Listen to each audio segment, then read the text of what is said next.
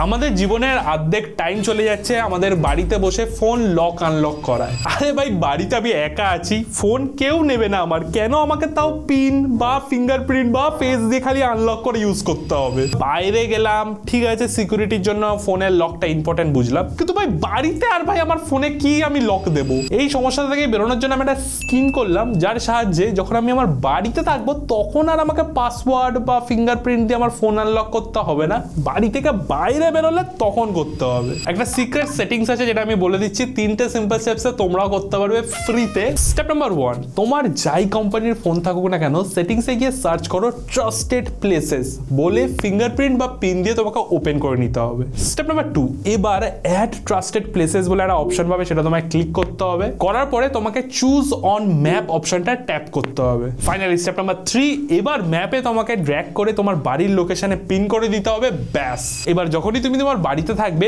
Pin বা fingerprint ছাড়াই তোমার ফোন তুমি কমপ্লিটলি ইউজ করতে পারবে। কিন্তু আবার তোমার লোকেশনের বাইরে গেলেই অটোমেটিক ফোন কিন্তু লক হয়ে যাবে, আনলক করতে পিন পাসওয়ার্ড লাগবে।